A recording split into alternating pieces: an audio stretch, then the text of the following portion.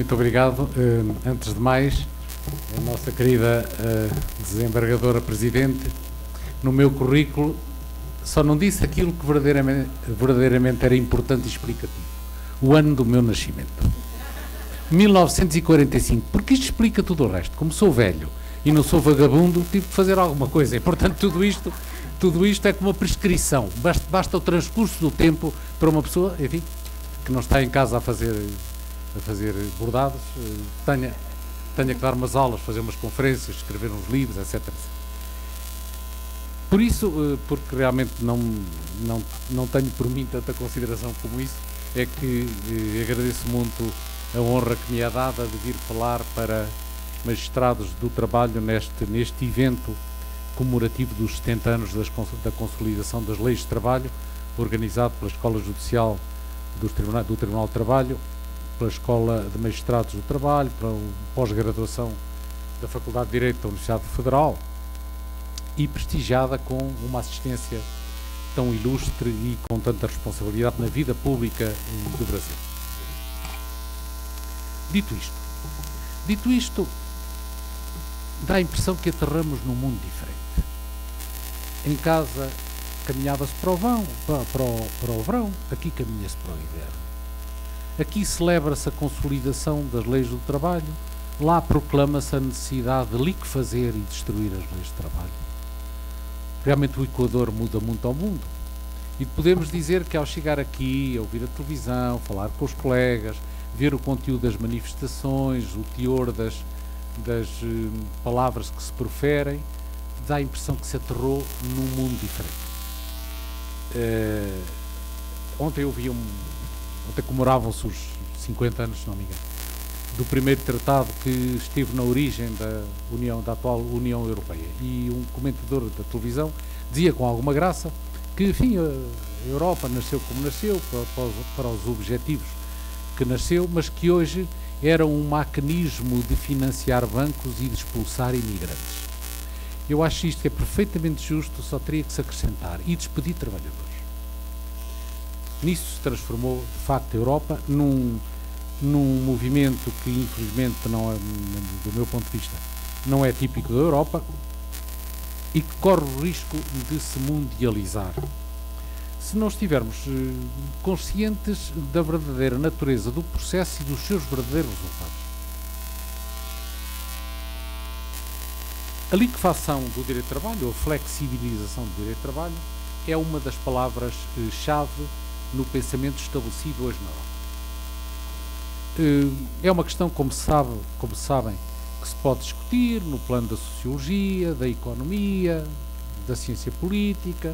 Aí, claro, há muitas opiniões, uns dizem que sim, outros dizem que não, mas é dos tais casos em que, gostando eu muito das ciências sociais, mas acho que basta abrir os olhos e olhar para a realidade. Porque, na verdade, temos já provas desta realidade, temos provas dos resultados. É uma política que se prossegue mais ou menos intensamente, há pelo menos, mas com muita intensidade, pelo menos há uma década. E, portanto, hoje podemos apreciar, para além das teorias científicas, podemos apreciar os seus resultados e se as previsões que a acompanhavam resultaram ou não, produziram efeitos positivos ou negativos. A ideia que está por detrás da liquefação ou da flexibilização da legislação do trabalho, da flexibilização do direito de trabalho, e não apenas do direito de trabalho, porque há dois irmãos gêmeos do direito de trabalho que estão a ter a mesma sorte: o direito do consumo e o direito do ambiente. Um colega meu, distinto civilista da minha universidade, proferiu há pouco antes de eu me vir embora, uma conferência sobre 3 ramos de direito que iam desaparecer e que provavelmente estavam a ser dados pela última vez à última geração de estudantes: o direito de trabalho, o direito do consumo, o direito do ambiente. Todos atacados na base de uma mesma ideia. Há leis objetivas de mercado que ditam a sobrevivência ou pelo contrário, a caducidade de certos ramos de direito e de certas normas. E estes 3 ramos de direito, na medida em que regulam, em nome da proteção da parte mais fraca, mas em última análise, o direito de trabalho, mas em última análise, em homenagem a uma certa sustentabilidade da vida económica, regula as relações de trabalho, impõe limites à vontade livre, entre aspas, dos dois contraentes. O direito do ambiente regula em nome da preservação e da sustentabilidade do meio ambiente e também, numa análise sustentada da economia, em nome da sustentabilidade da própria economia. E o direito do consumo em nome da proteção do consumidor. Mas uma vez que o consumo se alimenta de consumidores, se os consumidores forem muito maltratados e deixarem de ser consumidores, é o próprio consumo que acaba, é a própria economia que acaba. O que quer dizer que, por trás de objetivos idealistas que se podem ler em cada um deles, finalmente, por trás de cada um destes direitos está uma ideia de sustentabilidade inteligente da própria economia. Uma economia que não pode viver sem trabalhadores, uma economia que não pode viver sem consumidores e uma economia que não pode viver com um ambiente degradado, porque tudo isso irá causar custos externos, externalidades no cálculo económico. Seja como for, tem-se afirmado repetidamente e continua-se a afirmar que todos estes direitos, mas agora fixemos no direito de trabalho, que é aquilo de que tratamos hoje, eram fatores de custos externos, eram fatores de deseconomia e eram sobretudo fatores que prejudicavam o livre curso das leis económicas, o livre curso do funcionamento do mercado e que, portanto, restaurada a liberdade e a espontaneidade dos mecanismos do mercado relativamente às relações de trabalho, como relativamente aos outros domínios de que falei, restauradas esse automatismo das relações de mercado, passado uma fase de mal-estar provocado pelos despedimentos que seguiriam naturalmente à desregulação do mercado de trabalho, este batido no fundo elevar-se-ia com uma dinâmica nova e produziria mais emprego para os que já estão empregados, isto é, melhor emprego, e emprego para os que não estão desempregados. Ou seja, em última análise, isto é repetido continuamente, a desregulação do mercado de trabalho era a favor dos trabalhadores. Era a favor dos trabalhadores e a favor dos não trabalhadores que não tinham trabalho, a favor dos desempregados. E muitas vezes diz-se, deixem os patrões despedir para eles poderem criar novos empregos. Bom, tudo isto pode ser, como eu disse, discutido em teoria, mas nós temos hoje uma experiência de 10 anos da prática. Ponho o caso de Portugal, que a mim me convém, porque conheço melhor a situação. Desde há 10 anos para cá, flexibilizaram-se as leis de trabalho. Já vamos na terceira ou quarta flexibilização. O que quer dizer que desapareceu praticamente. Na prática desapareceu o conceito de justa causa de despedimento, que era um conceito central, considerado como adquirido. Diminuiu-se a duração dos contratos de trabalho. Praticamente hoje todos os contratos de trabalho são contratos a 3 meses ou por vezes a prazos mais curtos. Alguns são mesmo contratos de trabalho de experiência, o que quer dizer que não podem sequer ser renovados. Na função pública, por exemplo, isso acontece. Contrato de 3, a função pública perdeu o estatuto de posição estatutária, o trabalhador perdeu o estatuto de posição estatutária para ser agora contratado. E contratado muitas vezes a prazos curtos e não renováveis. Ao fim de, ainda que se mantenha a necessidade, ainda que se mantenha o perfil do posto de trabalho, ainda que se mantenha o perfil do trabalhador, e logicamente tem que se arranjar outra pessoa para substituir aquela, porque não se pode criar vínculos permanentes ou vínculos tendencialmente permanentes. De modo que diminuiu-se a duração do contrato de trabalho, aboliu-se na prática a justa causa, agravaram-se as condições de trabalho, aumentaram o número de horas de trabalho, por exemplo, na função pública acaba de ser aumentado o número de horas semanais para 40 horas de trabalho, diminuíram-se drasticamente as indenizações por despedimento. Idealmente, o que os nossos carregadores nos exigem é que acabemos mesmo com as indenizações de despedimento, porque é preciso tornar o despedimento possível e barato. Ao mesmo tempo, e isso já não tem a ver necessariamente com o direito de trabalho, ao mesmo tempo que é reduzida a duração e os quantitativos dos subsídios de desemprego. Ou seja, atualmente, a partir de 2 anos, o subsídio de desemprego, aliás reduzido, deixa de ser pago e as pessoas ficam desempregadas e sem qualquer subsídio para sustentar. E, apesar de tudo isto, apesar de se terem criado as tais condições ideais para uma retoma do trabalho, baseado numa nova produtividade das empresas obtida através da diminuição dos custos unitários de trabalho, essa é, digamos, é o diagnóstico que se faz do marasmo, da paragem da economia. Apesar de tudo isso, o desemprego tem subido anualmente a uma razão de, isto é o número para Portugal, mas há países em que tem subido mais, a uma razão de 2 pontos por ano. Ou seja, nós estamos atualmente em 17, o ano passado estávamos em 15, há 2 anos em 13% da população desempregada. Os nossos vizinhos espanhóis estão em 27% de desemprego e a população está a crescer. E o que se tem visto é que este desemprego nem sequer é causado por um saldo biológico positivo, isto é, porque nascem mais pessoas e, portanto, haja mais pessoas à procura de emprego. Não, é causado por despido. Ou seja, a flexibilização da legislação do trabalho, a liquefação do direito de trabalho, tem-se traduzido não na prometida dinamização do emprego e crescimento do emprego, mas numa contínua descida do emprego. De facto, a flexibilização das leis do trabalho tem servido para despedir. E quer dizer, perante isto não vale a pena estar a discutir muito. A realidade é a realidade. Embora haja muita gente na Europa que acha que as folhas de cálculo, as planilhas Excel são mais importantes e mais reais do que a própria realidade. Portanto, quando a realidade não dá bem com a planilha Excel, muda-se a realidade em vez de se mudar a planilha. Mas, portanto, não vale a pena muito estar a discutir planilhas. Discuta-se a realidade. A realidade já mostra, não vale a pena estarmos com teorias e previsões falíveis acerca do que vai acontecer, porque já está a acontecer. Já está a acontecer há 10 anos. De modo que é preciso saber isto, é preciso estar bem consciente disto, para que estes erros não se cometam onde eles ainda não se cometeram, onde, pelo contrário, a preocupação é a inversa. E eu já muito humildemente nem sequer abordo esta questão de um ponto de vista humanista, de um ponto de vista de política social, de um ponto de vista de um ideal humanista de pleno emprego, de vida boa para todos os cidadãos. Já ponho isso tudo entre parênteses.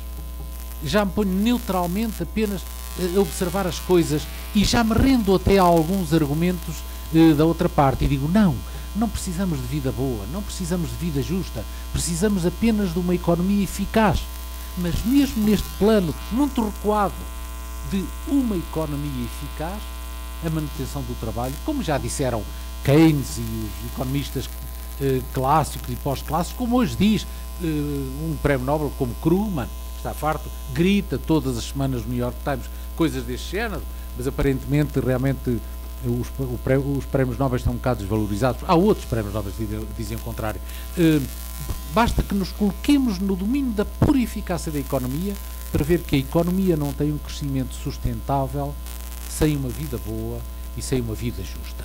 Não por ser justa ou por ser boa, mas porque uma vida boa e uma vida justa cria emprego, o emprego cria consumidores, os consumidores criam consumo, o consumo cria procura e as empresas vivem da procura.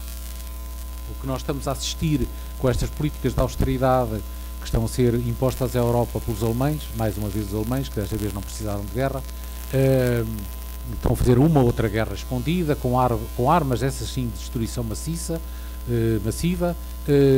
O que a Europa está a assistir é uma destruição completa da economia, uma destruição do emprego, quer dizer, destruição da economia, que nós vimos ao passar na rua, porque vimos cada vez mais, na nossa própria rua, vimos cada vez mais pequenos comércios a serem fechados, pequenos restaurantes a serem fechados, com o consequente desemprego de 2 ou 3 empregados de balcão, que 2 ou 3 vezes 100 dá 200 ou 300, vezes 1000 dá 2000 ou 3000, e é isso que faz crescer o desemprego. Vimos empresas a fechar, vimos os impostos a baixarem, não porque não subam as taxas, porque as taxas sobem imenso, só que a base tributável está a descer, e portanto, apesar do nosso imposto de renda, para uma pessoa que, enfim, como eu e como os colegas que estão aqui presentes, que têm um rendimento médio elevado, relativamente elevado, as nossas taxas de renda pessoal estão nesta altura nos 60%, 65%. Mas apesar de estarmos com estas taxas de imposto de renda, apesar de termos imposto de transações praticamente, sobretudo, a 23%, o ano passado foi na restauração, nos restaurantes e no café, subiu de 12% para 23%, o que é brutal. Apesar de tudo isto, o produto dos impostos está a baixar, porque, claro, a base tributária está a reduzir-se drasticamente. E apesar de todos os esforços que o Governo faz para cobrar efetivamente os impostos, não todos, para cobrar efetivamente estes impostos, os impostos que vão para toda a gente, pois há umas reservas que não é tanto assim. Apesar disto estar a ser feito a ponto de nós estarmos transformados em pagadores de impostos, mas também em fiscais de impostos. Se formos tomar um café, temos que guardar o papelzinho que nos dão, porque no prazo de 5 anos pode-nos ser pedido esse papelzinho para provar que realmente nós tomamos o café e que o restaurante vendeu o café e que esse café, no fundo, tem que ser tributado. Embora haja uma grande reação, há uma certa em Portugal, como devem ter visto na televisão, não se fazem muitas daquelas manifestações que se fazem em Espanha ou na Grécia, que é macarro, partidos, mas há outras formas de resistência muito engraçadas, talvez um pouco poéticas. Às vezes eu começo a pensar se será bom ser poeta ou se não seria melhor ser um pouco mais efetivo.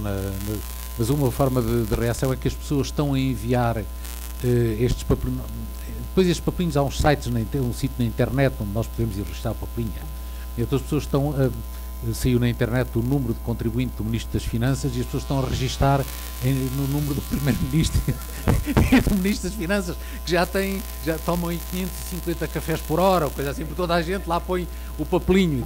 O que na verdade os favorece, porque depois pode-se descontar isso no imposto de renda. Portanto, tem muita graça, mas até os favorece. Isto é para dizer, a primeira parte que eu quereria abordar é de facto esta. Tem sentido comemorar a consolidação do direito de trabalho. E apesar de sereias cantarem outras cantigas ou baleias cantarem outras áreas, a verdade é que isso tem sentido, como eu dizia, não em nome de valores humanistas ou valores político-ideológicos, mas lutando do campo do adversário, mas em nome da própria nada mais do que isso, em nome da própria sustentabilidade da economia, em nome da eficácia e do crescimento. O Brasil, de resto, é um bom exemplo para isso. Uma das razões do boom da economia brasileira nos últimos anos foi o crescimento do mercado interno. É claro que o mercado interno brasileiro é enorme, o mercado interno português é o mercado interno do Paraná, Portugal tem menos habitantes que o Paraná, mas de qualquer modo, se o mercado externo está problemático porque nós não podemos exportar e não podemos exportar porque a taxa externa de câmbio do euro, que foi fixada pela Alemanha segundo as suas conveniências, desfavorece os países periféricos, porque as nossas mercadorias são produzidas muito baratas, os salários portugueses são dos mais baixos da Europa. Temos 2 ou 3 países na Europa com salários mais baixos. Mas claro, como o euro está muito caro para nós, porque a paridade foi fixada pelo que convinha à Alemanha e não pelo que convinha aos países da periferia, os nossos produtos não se vendem no estrangeiro porque eles são caros, em virtude da paridade do marco e não dos seus valores de produção. Mas quereria ainda abusar da vossa paciência para abordar um outro tema mais estratégico, porque ultrapassa um pouco ou bastante o domínio do direito de trabalho e que se relaciona com esta ideia de consolidação do direito. O que é que consolida o direito e é bom que o direito se consolide? No vosso tema de encontro, dão como adquiridas estas duas ideias, que é bom que o direito se consolide e que o direito se consolida através da legislação. A consolidação que estamos a comemorar é a legislação laborista de 1943, que aqui é considerada como um ponto positivo e que foi efetuada pela transcrição na lei, 2 anos depois da reforma da Magistratura do Trabalho, pela consolidação na lei de uma certas bases de um novo direito de trabalho. Punha os 2 problemas. Muito brevemente o primeiro, um pouco mais dilatadamente o segundo. É bom a estabilidade do direito? Bom, nós que somos juristas, uns mais convencidos, outros menos convencidos, mas de qualquer modo, nós que somos juristas, damos como bom que é bom que o direito se consolide. E que uma das funções do direito é justamente a consolidação das situações sociais. Durante muito tempo não nos passou pela cabeça sequer pôr em causa isso. Isso está, em grande medida, no centro do senso comum acerca da sociedade. É bom que haja estabilidade na sociedade e, portanto, é bom que cada um saiba que pode contar com as situações que adquiriu. Outro tema é saber o que é isso, situações adquiridas. Como sabem, é um tema muito técnico, não vou agora aqui abordá-lo, mas que é bom que saiba que pode considerar como firmes as situações adquiridas. E isto faz parte do ADN dos juristas. A profissão dos juristas é essa. É encontrar modelos, formas de consolidação das situações sociais.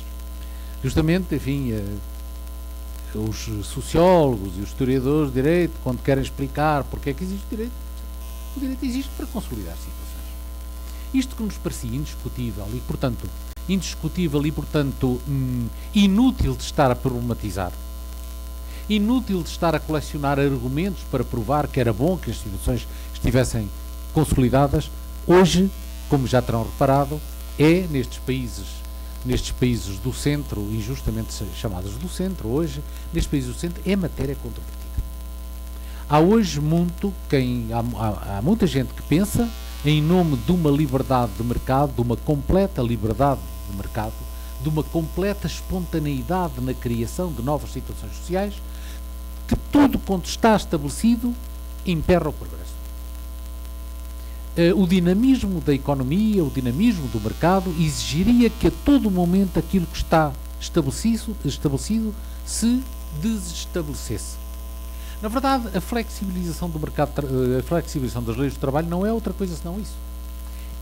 É a ideia de que nada nas situações de trabalho está estabelecido.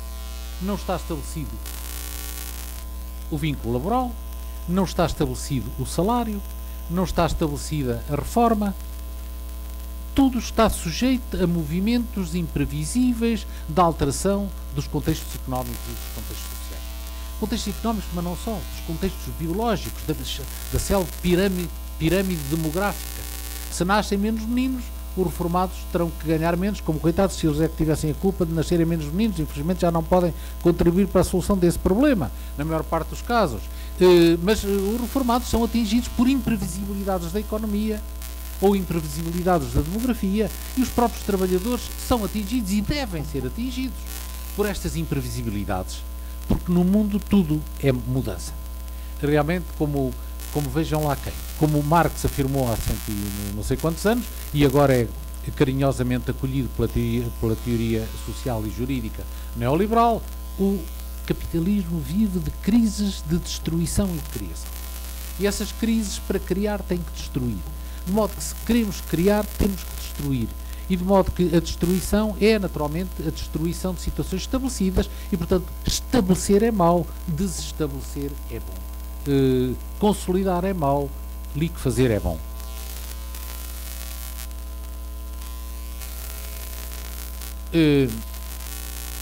É uma ideia nova. E é uma ideia que atinge, como eu dizia, o centro do ADN dos juristas. Se esta ideia é dirigida contra alguém, claro que é dirigida contra os trabalhadores, claro que é dirigida contra os reformados, claro que é dirigida contra os proprietários. Nos Estados Unidos, em alguns estados, como saberão, existe uma forma de expropriação por utilidade privada, chamada Public Domain Theory, que se traduz no seguinte, como sabem, alguém pode ser expropriado de uma propriedade sua se outrem puder dar a essa propriedade uma utilização mais eficiente, mais lucrativa. Possa aumentar o valor de eficiência de um determinado bem em maior medida do que aquele que o possui, que é dele proprietário atualmente. É um caso selva, um casal de velhotes que tinham uma casa em Times Square, teve que alargar porque ela foi expropriada, porque naquela casa, que era grande para dois velhitos, podia-se montar uma delegação de um jornal. E essa utilização do andar era muito mais eficiente e, portanto, economicamente e socialmente mais rentável e, portanto, tinha que se liquefazer o direito de propriedade para permitir que ele passasse para mãos que lhe dessem um valor social maior.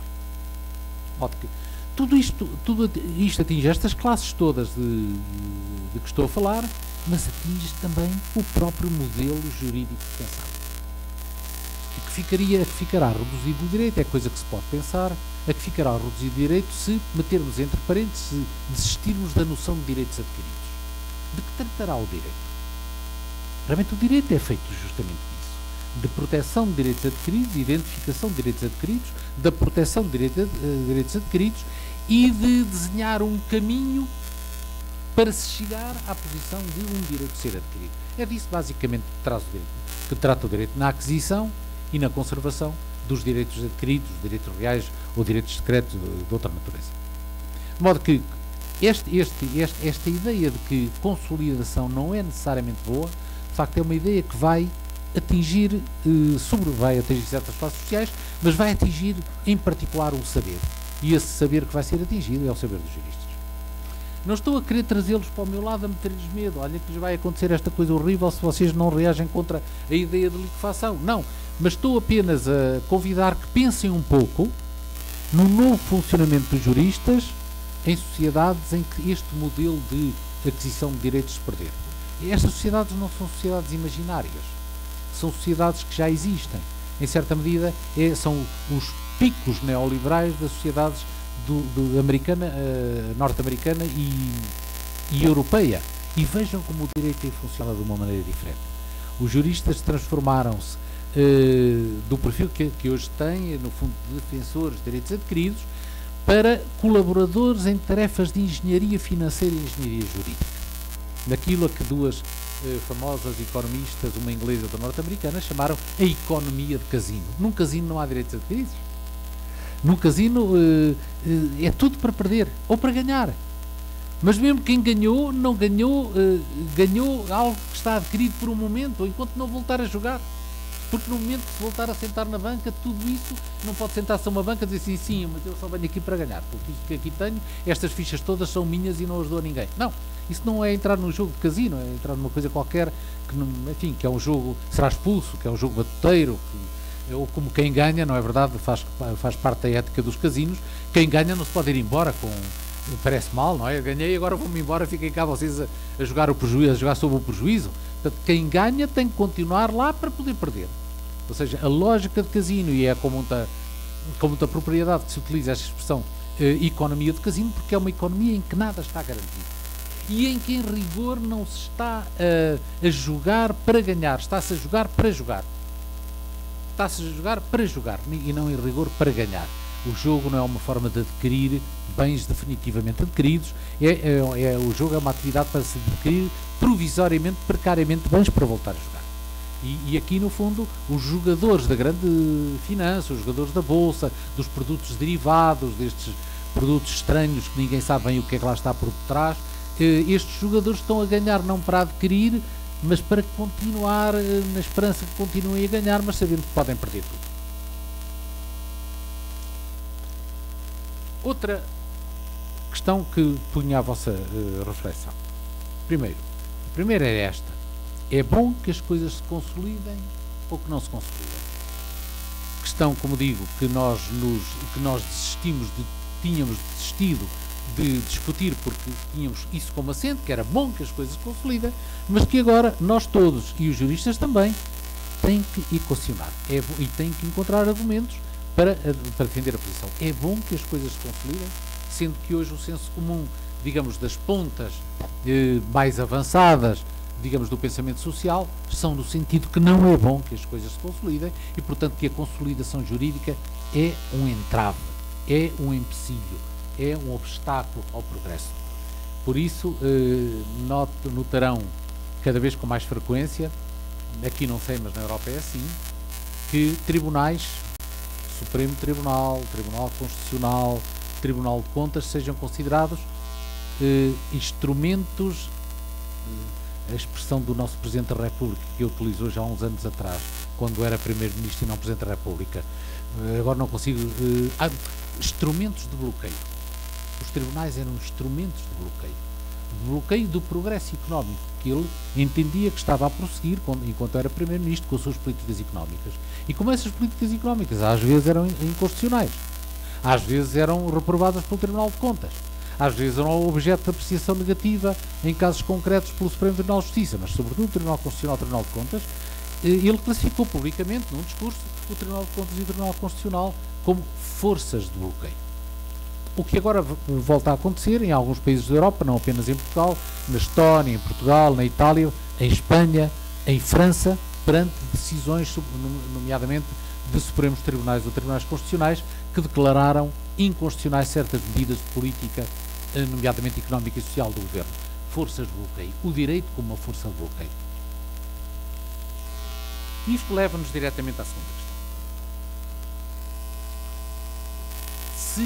Se for bom consolidar, o que é que consolida? O que é capaz de consolidar? Os colegas estão a comemorar uma consolidação feita pela lei. Em 43, ao transformar em lei certas ideias acerca das relações de trabalho, certas garantias dadas aos trabalhadores, o Brasil estava a consolidar, pela lei, uma medida de política social. Essa ideia que as políticas sociais, ou outras políticas quaisquer, ou os valores, se consolidam através da lei, legislando, era uma ideia comum então. E comum já há bastante tempo. Desde os princípios do século XIX, que se entendia que consolidar era pôr preto no branco. Por escrito. E por escrito com um valor solene. E esse valor solene de uma coisa escrita, de uma coisa posta preto no branco, era a lei. As sentenças dos tribunais também eram escritas, mas a sua solenidade não passava os limites daquele caso concreto. E, portanto, para consolidar uma coisa em geral, era preciso legislar. Pô-la nas leis. Melhor, se tivéssemos tanta certeza da bondade dessa coisa e do seu caráter fundamental, central, na arquitetura social, o melhor é consolidá-la não apenas através da lei, mas meter a lei num código e consolidá-la através de um código. Consolidação pela codificação. O código era uma espécie de sacrário. Se a lei era a igreja, o código era o sacrário, era o santo dos santos. E, portanto, só entravam para o código aquelas coisas muito santas. O santo dos santos. Fora do código permaneciam muitas coisas que deviam ter alguma sacralidade, que deviam constar da lei, mas a lei não era tão sagrada que devesse entrar no código. E por isso é que todos os códigos deixavam de fora coisas menos sagradas. Por exemplo, em Portugal, a legislação do inclinato, nomeadamente legislação que restringiu a liberdade contratual e fixou os alugueres do tempo da Primeira Guerra Mundial, e que se manteve quase até à atualidade, mas apesar de se ter mantido praticamente 100 anos, nunca entrou para o Código Civil porque era uma medida de exceção. Era uma medida de economia de guerra, uma legislação de 1917. Congelou as rendas, os alugueres de casas em Lisboa e no Porto. Isto manteve-se quase 100 anos, mas a sacralidade da medida não era muito grande, porque o legislador que codifica está a legislar para a eternidade. E aquela era uma medida que não era para a eternidade, era uma medida de tempo de guerra. Em princípio, acabada a guerra, devia ter acabado, não acabou. E veio a paz e voltou a guerra, e voltou a paz, e a medida continuou. Mas, apesar de tudo, a sua santidade não era tamanha que devesse entrar para os códigos. Como, para dar um exemplo um bocado mais picaresco, a criminalização da sodomia, da homossexualidade, que no fundo era norma de direito antigo regime. Mas quando vamos ver o Código Civil francês de 1805, não está lá. Não está lá. Mas deixou de ser punida a homossexualidade, a sodomia deixou de ser punida? Não. Diz no preâmbulo do Código. Não, realmente não encontrarão este crime nefando, isto é, de que não se deve falar. A palavra latina, crime nefandus. Crime que não se deve falar, e muito menos escrever, está claro. E muito menos escrever no Código, está claro. E, portanto, dizia o legislador, no preâmbulo que escreveu para o Código, bem, não encontrarão esse crime, porque disso não se deve nem falar. Porque só estar no Código lembra às pessoas certas coisas. E de resto, diz ele, muito nacionalisticamente, e dá a entender que há isso entre os franceses. Nefando, não se deve falar. De modo, a consolidação máxima seria a consolidação legislativa, a consolidação da codificação. Antes não se tinha essa ideia. Antes a consolidação não se dava pela lei. As coisas que eram de direito eram por natureza consolidadas. As coisas que eram de verdadeiro direito eram por natureza consolidadas. Porque o direito, antes de ser uma ordem na lei, era uma ordem na natureza. O direito era a ordem da natureza. Para os cristãos, era a ordem que Deus, naqueles 7 dias que trabalhou, Deus também tinha o direito de trabalho, de consolidação, trabalhou 7 dias e depois descansou, não é verdade? Portanto, já havia uma certa consolidação mesmo nesses tempos antigos. Deus não era neoliberal, como estão a ver. Isso está, para os cristãos, não era a lei da natureza, era a lei da criação. E nada pode estar mais consolidado do que a lei da criação. Depois havia uns detalhes. A natureza, há casos em que fala muito alto. A natureza da família. A natureza da família é que isso diz, a natureza diz isso muito alto, berra isso, grita isso. Entendiam eles? A natureza da família é ser uma família.